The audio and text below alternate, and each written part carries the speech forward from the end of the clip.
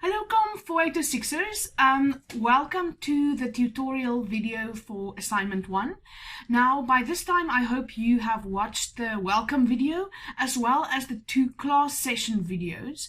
The welcome video covers some of the technical presentation content that I'm not going to repeat in this video, and the class sessions cover some of the content things that pertains to assignment 1. And while that is the content, today is more about the practical side of assignment 1. Tips and tricks on how to approach the assignment maybe, and things not to forget. It's not about the content specifically. That is what those class sessions were for. Now today I'm going to start by covering the basics of assignment 1. Then we are going to look at what the assignment wants from you, what you should read for the assignment, and some ideas on how you could approach writing your assignment. Now the basics of the assignment. Assignment 1 is due on Monday the 24th of May. So the deadline is midnight. So before the date changes to the 25th, you should have submitted via MyUnisa. The unique assignment number is 779190. And as you've probably heard ad nauseum, the entire assignment must be submitted to Turnitin, and then the Turnitin report PDF downloaded, and that PDF report is your assignment. So your entire Turnitin report is your assignment. So make sure you follow the Turnitin guidelines and you know what the process entails if you have not done this before. Then, before you start assignment 1, it's best, as I've said at the beginning, to watch the welcome video, watch the 2 class sessions. Make sure you have all your reading and have done all the reading, the basic first reading of all your e-reserves at least, that you have watched the tutorials of writing for academic integrity, that's relevant for presentation of your assignment and referencing, that you have understood and read the Turnitin guidelines, that you are registered enrolled on the class for Turnitin, and that all those things are in order.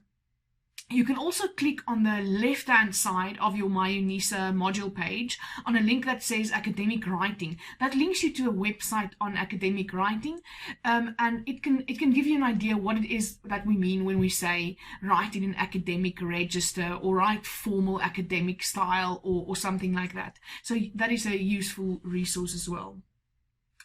Then let's look at what assignment 1 wants from you. When you consider the assignment for the first time, I'm going to switch to my screen now so that I can show you the things I talk about, but they are all in your Tutorial 101 or in other resources, so you will have copies of this, but just follow along on the screen. The first thing is the learning objectives of the assignment. Now for assignment 1, there's 5 learning objectives. The first is distinguish between the different at the end of assignment 1, you should be able to distinguish between the different paradigmatic positions and their underpinning assumptions. Number 2, understand how the worldview influences research design, methodologies, and treatment of data in research projects. Number 3, display a critical interpretation and provide evidence from academic literature to support your stated positions. 4th, logically communicate your integrated ideas and supporting evidence. And lastly, present a post-grad assignment that is well written and technically correct. So besides the content things here, the differentiating and distinguishing different positions and their assumptions, and understanding how these worldview positions are linked to research methodology and the execution of research projects, you are also supposed to show your postgraduate level academic writing skills. That's where that academic writing resource I spoke about comes in. You must present a technically correct assignment. That's where the technical guidelines and the Turnitin guidelines becomes important. You must communicate logically, integrate your ideas, provide a critical position. So that is why you will hear me speak of making an argument, making a point, motivating your choice, integrating between sources. That is because these outcomes require these things of you. And you must and the 2 points you see: provide evidence from academic literature, supporting evidence, support your positions, integrated ideas from sources. So all of that shows to the treatment of your source material. So if you say you must present integrated ideas, interpretations, a critical viewpoint, and so on, that is why we keep repeating. Don't just repeat one definition of, say, for instance, decoloniality when you are discussing that position. Show your marker that you have read 4, 5, 6 sources, and that you have combined 3 of them because they say similar things for a definition of decoloniality. So instead of repeating 3 different definitions, integrate the ideas where they overlap. Mention those that are different from the others. Mention where there's additional things. Then the second thing you must read is the introduction to the assignment. Let's read that together. It's just a short little piece. Bagele Chalisa from the University of Botswana, in her book entitled Indigenous Research Methodologies, defines a paradigm as a way of describing a worldview that is informed by philosophical assumptions about the nature of social reality, ways of knowing, and ethics and value systems. A paradigm also has a theoretical assumptions about the research process and the appropriate approach to systematic inquiry. As a researcher covering topics spanning business and social science domains, you must make many decisions when planning and doing research projects. Your paradigmatic position or worldview forms the starting point of many such decisions.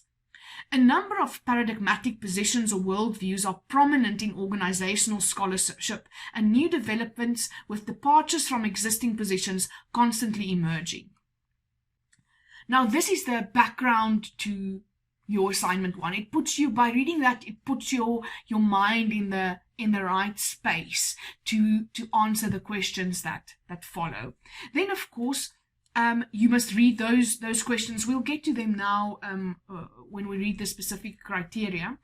And then you must also pay attention to the instructions to completing the assignment. Now, you can find these instructions on page 19 and 20 of Tutorial Letter 101, but let's quickly go through them. Carefully read through the learning objectives of the assignment. Now, we've done that together. Remember that all the aspects contained in the learning objectives should be included in your discussion when considering how to respond to the assignment questions. You must answer all 3 of the questions asked. You may only use those sources that are reserved for this module, so no other sources may be used other than the e-reserves. You should study all the reserved sources, but you don't have to use all of them in assignment 1. Of course, you must use 20, as stated just a few bullets later. It's important that you critically engage with the material and the content of your assignment, meaning that you should take various viewpoints into account. After formulating your own interpretation of such viewpoints, take a critical approach to your discussions instead of merely repeating the opinions of others. Ensure that you reference at least 20 of the e-reserves. You may not use other sources. All in-text references must include the precise page numbers of the pages where you found those references. Assignments with more than 4,500 words of content, meaning that, from the start of your introduction to the end of your conclusion, will not be marked. Detailed guidelines and support material will be posted on MyUnisa to assist you in completing the assignment. Now, this is the third guideline document or resource document uploaded on MyUnisa for assignment 1. So this, together with the resources I uploaded, are these guidelines and support materials that bullet refers to. And then you'll be penalized if your assignment does not meet the technical requirements set. Therefore, ensure that your assignment complies with the technical requirements as uploaded on MyUnisa under additional resources. All right. Then, content-wise, read the assignment to find the central questions. Now, we know that assignment 1 has 3 questions. The first is on the paradigmatic positions. The second is a focus on epistemology. And the third is a 2-part question about your personal preferences, and then an interpretation or application of that position in organizational research and organizational communication research specifically. Then it's important not to just understand in broad terms what you are writing about, but to note the very specific details, like what's the criteria for each question, what's the length requirement for each question, what's the mark allocation, and what other details could be noted there. That's important for you to know when you answer in your assignment. So let's quickly read through the 3 questions together to see if we can find those details. Question 1 is different paradigmatic positions. Introduce each of the 5 paradigmatic positions listed below in a paragraph of 200 to 300 words about each position. Besides a general overview of each position, touch on the ontology, epistemology, axiology, and methodology associated with each. Then there are 5 paradigmatic positions listed. The decolonial, indigenous, post-colonial paradigmatic positions, the transformative, critical paradigmatic positions, the positivist paradigmatic position, the interpretivist paradigmatic position, and the pragmatic paradigmatic position. And that's for 25 marks. So when you look at that, you can kind of guess that there will be 5 marks for each of your paragraphs, right? So each paradigmatic position that you discuss is worth 5 marks and should be a paragraph of 200 to 300 words. And specifically, you are asked to give a general overview, but also touch on the ontology, epistemology, axiology, and methodology associated with each. Now, a paragraph of 200 to 300 words is not a long paragraph, so you can be thinking around writing 1 or 2 sentences to give an overview of each position, and to write a sentence or make an argument or a point about ontology, epistemology, axiology, and methodology in maybe 4 other separate sentences, or 4 to 8 separate sentences, depending on the depth you want to go in. So it's not a whole lot of writing, but you have to cover quite a bit of detail in that. Then question 2, write an essay of between 800 and 1,000 words on epistemology, in which you address the following: the meaning of epistemology, so that's like a definition or a broad overview of epistemology. How the 5 paradigmatic positions listed in question 1 compare epistemologically. So this is where you say which ones are similar to which ones, how they differ from one another, which ones contrast maybe one another, which are linked maybe to one another, and so on. So you're discussing comparisons, contrasts, relationships, and so on between the different positions. Then the relationship between epistemology and methodology in research. That's an interesting one, because in broad terms, epistemology informs the methodology, but quite a few of your sources cover the ideas of how they are linked and which epistemological stances are linked to which kind of methodological orientations, and that is what you are covering in that bullet. And then in the 4th place, the importance of epistemological considerations for decolonizing or de-westernizing research.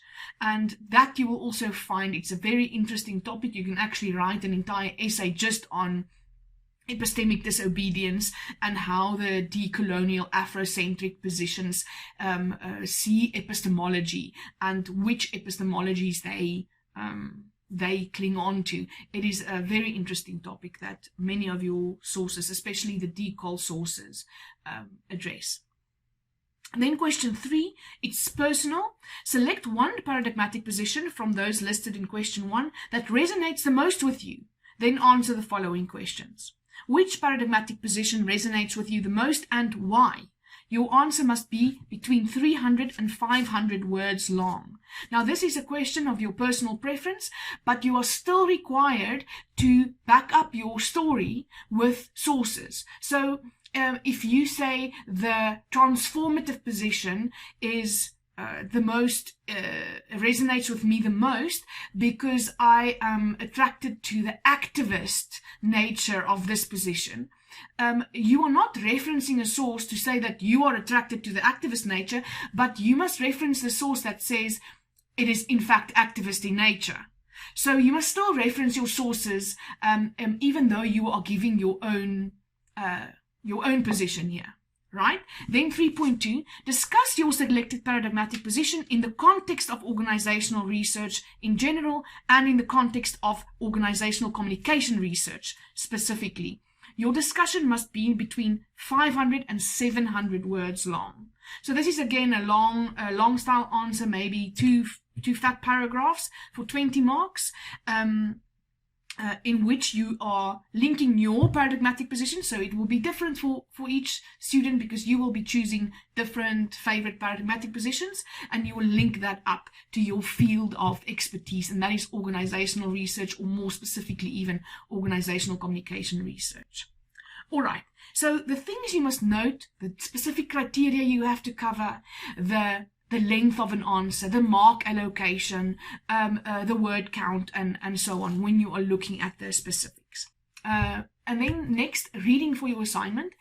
The most important thing here is you may only make use of the e-reserves. There are 30 e-reserves listed in your Tutorial 101 and available via the library website. You may not use any other sources. You may not use your own old textbooks. You may not use things you found by yourself on an internet search. It is important in this assignment that you stick to those sources. It's a part of the skill to engage with, of the skills of this module, to engage with academic material, and specifically the difficult academic methodology and research philosophy material that forms the base of this module. To make your lives a little bit easier, I have uploaded on my UNISA a document that is almost something like a reading demarcation. It's not a demarcation per se, but I listed from those 30, and they overlap in places, those ones of the 30 that specifically relate to one of to specific parts of the assignment. So there's a collection of sources for the decolonial, indigenous, post-colonial position. There's a collection of sources for interpretivism, for positivism, for pragmatism, and so on. Then there's a list of sources that definitely contains epistemological information that you can use for question 2. And then there is for question 3, of course, you have some of the paradigmatic, whichever paradigmatic position you choose, those sources will apply, but also I have there a selection of the 30 sources that specifically talk about organizational research, and in some way in those sources, there's the links between the paradigmatic positions and organizational research or communications research. So if you read those, they can inform your answer to question 3.2. I show you on the screen, but the full one is uploaded on my UNISA already. Then writing your assignment, it's different for each of us, but I find it the easiest to organize my assignment with headings and subheadings. Now, for COM4806 assignment 1, it's not difficult because you have different numbered questions. So you can use those questions as your main headings. So question 1, paradigmatic positions, or you can use the words for each of the 3 questions in the Tutorial 101. I put some words, so you can use those words or the question with the question number as the main headings. So you could either have question 1, or you can just have different paradigmatic positions as your main heading. And then you can use the different positions themselves, or the different bulleted criteria for question 2 on epistemology, or the question numbers for 3.1 and 3.2 as your subheadings. So my suggestion is create an organizing structure for your assignment first by using headings and subheadings to organize the structure. And then as you read, you copy and paste, or you make notes and write out the references and short notes under each heading where it belongs, before you start actually writing. So that by the time you start writing and you look at your assignment document, you have to write maybe on the definition of epistemology, the meaning of epistemology, that first bullet for question 2. But now in your reading, you have found 5 definitions of epistemology, and you've copy and pasted them with their references, and you've made other short notes, maybe words like epistemic disobedience or an empiricist epistemology related to positivism, little notes that things you found in your reading with the references of where you found those mentions. And then from that collection of notes and quotes and copy pastings, you start stringing together sentences and paragraphs. So if you are writing a paragraph on defining epistemology, you can look at your 5 definitions that you have in a copy paste style there and see, oh, 4 of these definitions of these 5 say that epistemology is about knowledge and the relationship between knowledge and the knower. So then you can start your own sentence, your own formulation. In basic terms, epistemology comes down to the philosophy of knowledge and the relationship between the knower and knowledge. And you reference the 4 sources from which you have integrated this basic definition. Then source X, Y, and Z specifically also highlight that this, that, and the following is important when considering the meaning of epistemology. And this author, in addition to all of the above, this author further emphasizes the importance of this, that, and the following aspects. So can you see that my example is very abstract, I know, but can you see how if you have like this note and quote copy paste type of collection of loose things together, from that you start formulating your sentences and stringing together your sentences and paragraphs to formulate your answers.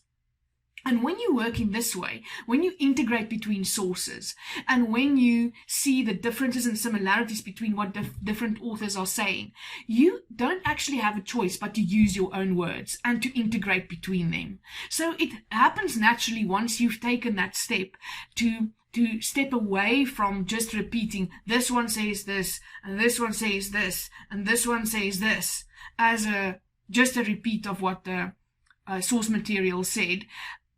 If you step away from that and move towards an integrated kind of a plaited together, woven together kind of formulation, that is what integration and interpretation is all about.